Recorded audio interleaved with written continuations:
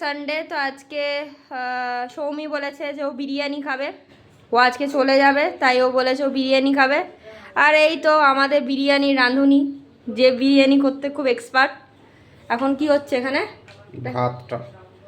ভাতটা হচ্ছে, ডিমটা সিদ্ধ হয়ে গেছে, আলুটা পুরো দোকানের মতন করেছে, সুন্দর লাগছে।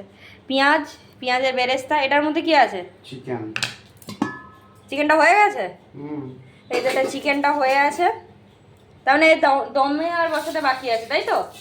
ভাতটা হয়ে গেলে ঠিক আছে। আর এটা হচ্ছে আমাদের হান্ডি, যেখানে আমরা বসাবো দমে। দুধটা কিসের জন্য রেখেছিস? নিশ্চয়ই বিরিয়ানিতে কিছু করবে, বলবে না আমাকে। ঠিক আছে, যখন কিছু করবে আমি দেখাবো। ঠিক আছে, এখন ও যখন দমে বসাবে আবার তখন দেখানো হবে। এখন ভাতটা ওর হচ্ছে। আর সৌমি, মুখ ডেকে বসে আছিস কেন তুই? জ্বর এসেছে বলে? তাহলে তুই বিরিয়ানি খেতে পারবি না বলছিস?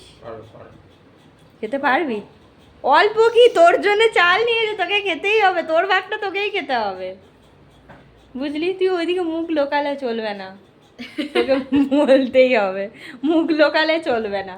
বিরিয়ানি হচ্ছে, তাই জন্য আমরা এখন কিছু খাইনি, বসে আছি বিরিয়ানিটা খাবো বলে। হ্যাঁ, আমাদেরকে খালি পেটে বসিয়ে রেখেছে ইনি, কারণ না আমাদেরকে বলেছে পেট ভরে বিরিয়ানিটাকে শেষ করতে হবে, তাই। হ্যাঁ, দুবেলা বিরিয়ানি।